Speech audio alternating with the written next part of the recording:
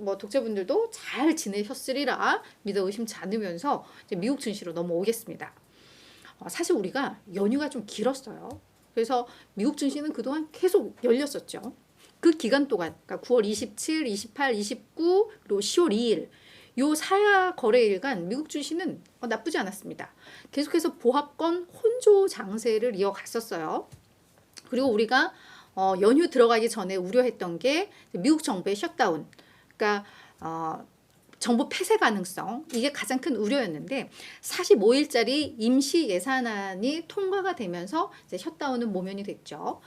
그때 사실 다양한 국제 신용 평가사들이 너희들 이번에 진짜 셧다운 되면 국가 신용 등급 진짜 안 좋은 영향이 있을 거야, 막 이런 경고도 나오고 해서 이번에 실제로 이게 정부 폐쇄가 되면 어떡하나 했는데 잘 모면은 했습니다. 그러면서 시장은 그래도 그냥 견고하게 보합권 등락을 보였는데 하필 우리가 이제 보는 오늘 이 시점에서 급락을 했습니다. 아주 난리가 났습니다.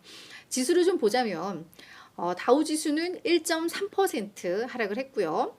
S&P 500은 1.4%, 나스닥은 뭐 1.9%, 거의 2% 가까운 급락세를 기록을 했습니다.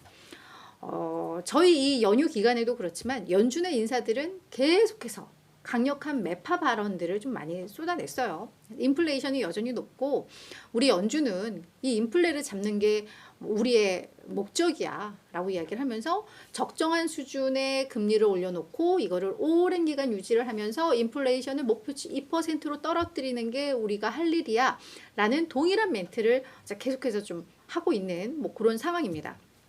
이런 상황이다 보니까 이제 국채 수익률이 아무래도 계속해서 좀 오르고 있죠. 근데 이게 저희가 연휴 들어가기 전에 4.5%대 이야기 했었거든요. 근데 이게 4.8%를 터치를 했습니다. 사실 간밤에, 그러니까 어제 거래에서 월요일 미국장에서 4.7 터치하고 4.6 몇에서 마감을 했었거든요. 그래서 야 많이 올랐다 했는데 하루 만에 또 이제 4.8을 돌파를 해버리니까 시장의 공포 심리가 상당히 커졌다라고 좀 보시면 될 것 같아요. 근데 이게 국채 수익률이 그렇게 올라간다라는 건 사실 경기 상황이 괜찮다라는 얘기거든요. 왜냐하면 이게 국채 수익률이 오른다라는 것은 긴축금리, 우리 긴축 정책과 반대로 생각을 하면 경제가 좋고 물가가 오를 때 금리를 오르고 경기를 막 부양해야 할 때 금리를 낮추잖아요. 그 얘기는 뭔가 경기 상황이 괜찮으니까 오른다라는 뭐 그런 이야기잖아요. 근데 일단 10년물 국제금리가 4.8% 돌파를 하면서 16년 내 최고치를 찍었는데 이게 이제 역으로 이게 경기 침체의 우려로 이제 이어지고 있는 거죠. 왜냐하면 이게 국채금리는 분명히 또 30년 모기지 금리에 영향을 미칠 수밖에 없고, 그래서 실제로 30년 만기 고정 모기지 금리가 이제 8%에 또 육박하는 수준까지 왔습니다.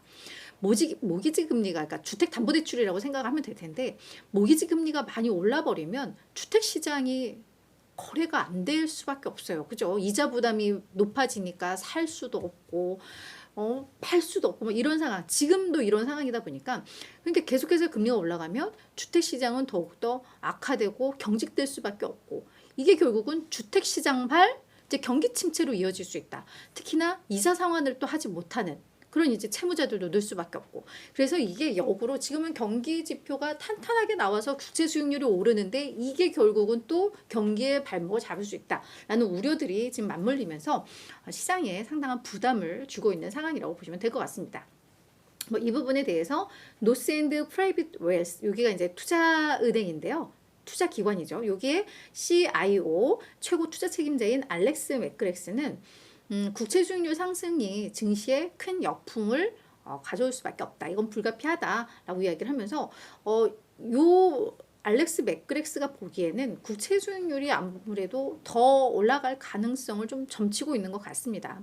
뭐 그렇다 보니까 연말까지도 뭐 이런 흐름이 이어지면 증시도 연말까지 조금 발목이 잡힐 수 있다라는 멘트를 하기도 했습니다.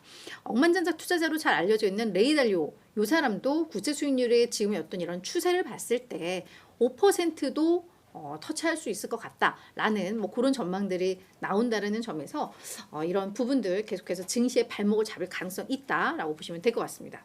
자, 그럼 계속해서 이야기를 하면서 경제 지표가 좋으니까 국채 수익률이 올랐다. 뭐 게다가 이제 연준의 어떤 긴축 발언들, 매파 발언들 말씀드렸는데, 그럼 간밤에 무슨 지표가 있었길래 이런가 봤더니 이번 주는 고용 보고서, 고용 지표가 많이 나오는 그런 핵심 주간이거든요. 그래서 첫 번째로 8월 구인 이직 보고서가 나왔는데 구인 건수가 961만 건으로 집계가 됐습니다. 이게 7월에는 892만 건이었고요. 시장 예상이 한 880만 건이었으니까 예상보다 너무 잘 나온 거죠. 네, 게다가 이 구인 건수를 보면 지난 4월에 한 1000만 건 정도였어요. 1040만 건인가 뭐 이랬는데 그때 이제 단기 피크 찍고 5, 6, 7월 계속해서 이게 감소하는 흐름이었거든요.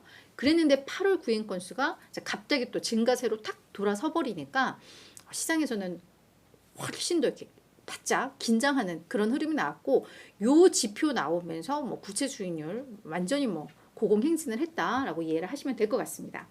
뭐 이런 흐름들이 나오다 보니까 시장의 공포 지수, 뭐 변동성 지수라고도 할 수 있는 이 빅수 지수가 19.5를 마감을 하긴 했습니다만 장중에 오전 장중에 20을 돌파하기도 했습니다. 그러니까 시장의 공포 심리가 상당하다라는 거겠죠.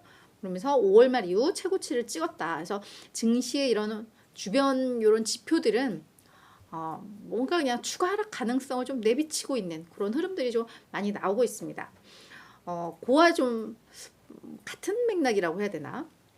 9월에 주식 공매도 투자자들이 또 엄청난 수익을 봤다는 소식도 있습니다. 500억 달러의 수익을 냈을 거다라는 집계가 나왔는데요.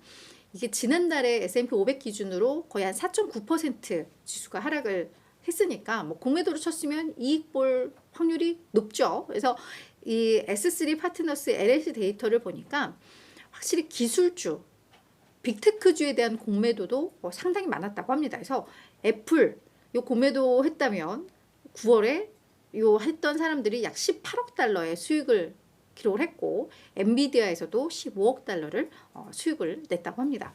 근데 여기에서 이제 우리의 투자 팁이라고 할 수 있다면 뭐 월가에서 이제 이런 얘기들이 나와요. 9월에 지수가 많이 하락을 하면서 이런 빅테크주들도 조정을 많이 나왔는데 이게 증시에 조그만한 그래도 어떤 변화가 감지가 되면 결국은 또 숏 커버링이 들어온다라는 거죠. 환매수가. 그러면 이들 종목에 대해서 뭐 워낙에 이런 종목들은 장기 투자 종목이지만 단기적으로도 투자할 기회가 올 수 있다라는 뭐 그런 투자 팁이 좀 나오더라고요. 그래서 요거는 단순히 그냥 공매도자들이 뭐 이익 많이 봤다더라라기보다는 이게 결국은 언젠가는 또 환매수가 들어와야 되는데, 애플과 엔비디아가 지난달에 하락이 많이 심했고 그래서 공매도자들이 많이 수익을 받기 때문에 뭐 수익을 확정짓든 어쨌든 간에 이거에 대해서 이제 환매수가 들어올 가능성이 있다. 그러면 단기적으로 받는 기대할 수 있다. 뭐 이런 말들이 나오더라라는 거 또 참고로 아시면 좋을 것 같습니다.